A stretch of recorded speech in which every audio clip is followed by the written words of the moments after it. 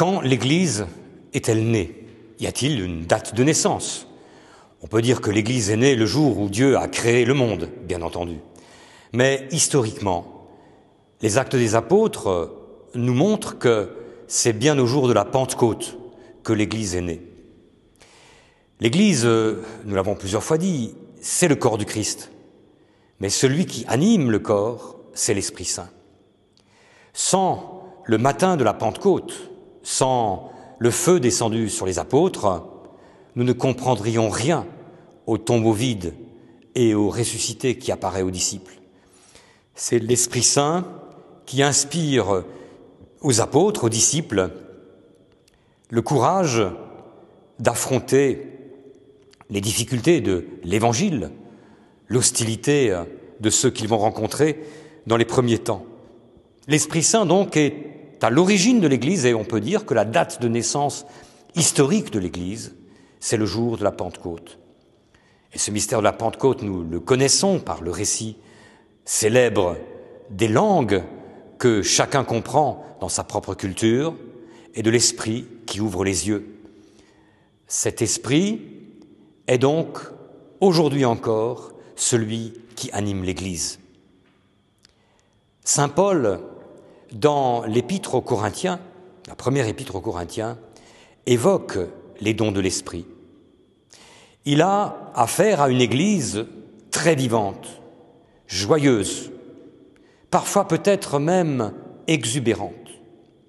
Et vous le savez, c'est dans la première épître à ces chrétiens de Corinthe qu'il va essayer de faire une théologie de l'Esprit et des dons de l'Esprit dans l'Église.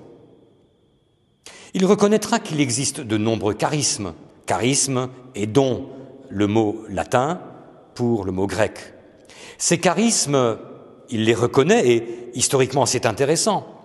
Le charisme de prophétie, le charisme de discernement des esprits, le parler en langue, la guérison. Et Paul ne commente pas en homme de son temps, il trouve ces manifestations tout à fait normales. En revanche, ce qu'il lui faut affirmer, c'est que ces charismes ne sont pas pour la gloire de celles et ceux qui ont la chance de les recevoir.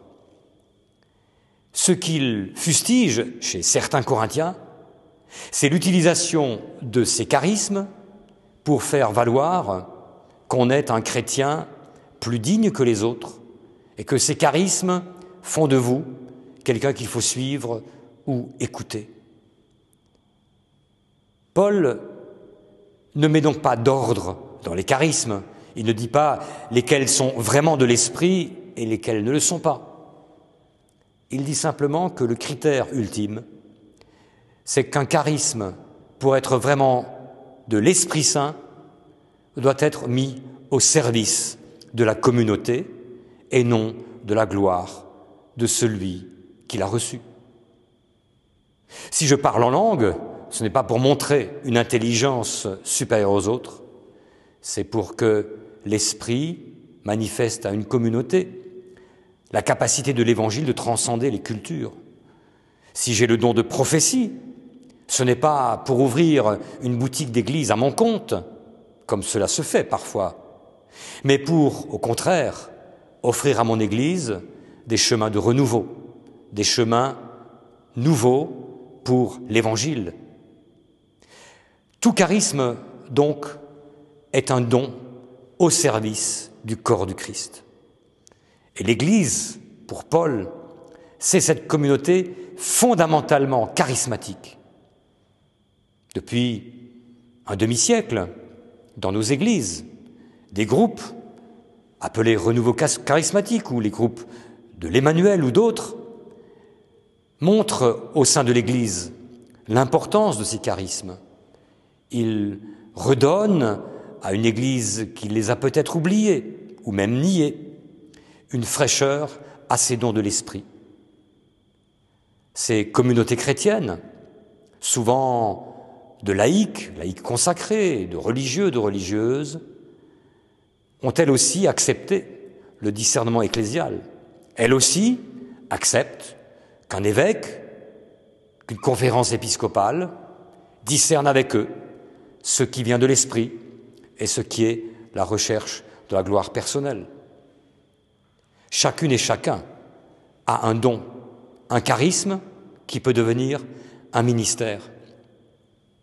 Toujours dans la réflexion que Paul mène avec les communautés qui lui sont confiées, nous voyons que pour lui, le ministère est un charisme. Cette conviction, d'ailleurs, durera jusqu'au milieu du IIe siècle. Le ministère est avant tout affaire de discernement et de don. Depuis des siècles, un jeune frappe à la porte d'un séminaire parce qu'il pense avoir la vocation. Démarche qui, depuis le Concile de Trente, est devenue habituelle. Dans l'Église primitive, il n'en allait pas ainsi. Au sein de la communauté, les chrétiens, discernant chez l'un ou l'autre un don particulier, venaient le trouver et l'appeler. « Que penses-tu ? Voudrais-tu être notre ancien, notre presbytre ?» Il ne s'agit pas de jouer un modèle idéal du passé contre un modèle du présent, encore faudrait-il démontrer que le modèle du présent ne soit pas bon, mais le discernement est toujours sur ces deux plans, l'appel reçu et l'appel discerné. L'Église est donc fondamentalement, pour reprendre l'expression de Luther, creatura verbi, une créature du Verbe. Mais il faut ajouter, comme le dira saint Augustin, et que le pape Léon XIII rappellera, l'Église est animée par l'Esprit Saint. Autrement dit, nous ne sommes pas tout à fait dans le même rapport au Christ et à Dieu qu'à l'Esprit Saint. Dieu et le Christ sont objets de notre connaissance, c'est-à-dire nous pouvons découvrir Dieu dans la Bible, Jésus dans les témoignages de nos contemporains ou des saints ou de l'Évangile. Mais l'Esprit Saint, lui, il est sujet de notre connaissance, c'est-à-dire il n'est pas quelqu'un que l'on peut connaître, il est celui qui nous fait connaître. Et c'est la grande différence, et vous le savez, dans la Trinité, chacun son travail. Augustin dira, c'est le deuxième de la Trinité qui est mort, pas le premier, pas le troisième. L'Esprit Saint nous rend donc contemporains en Église du Christ vivant. C'est l'Esprit Saint qui fait que dans la liturgie, nous chantons aujourd'hui.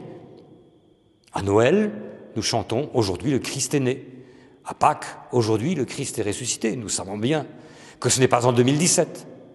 Mais l'Esprit est cet écho du Big Bang de la foi, cet écho qui nous vient d'il y a 2000 ans, lorsqu'a résonné en terre de Palestine, la nuit de Noël ou le matin de Pâques.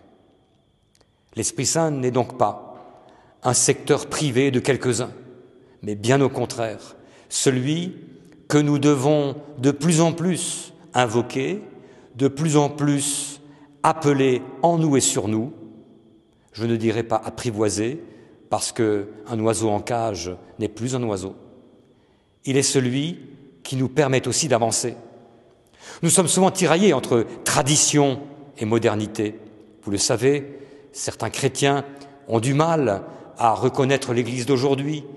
Elle n'a plus la saveur du passé. Et ces nostalgies-là, il faut les respecter. C'est parfois des douleurs importantes. Mais ce qu'il nous faut comprendre, c'est que nous pouvons être créatifs, nous pouvons inventer, il ne faut pas avoir peur du mot, dès lors que nous nous situons dans la force de l'esprit. Mais cette force de l'esprit ne peut être reconnue que là où quelques-uns, dans l'humilité de leur vie et leur attachement au Christ, sont capables de discerner le bon grain de l'ivraie.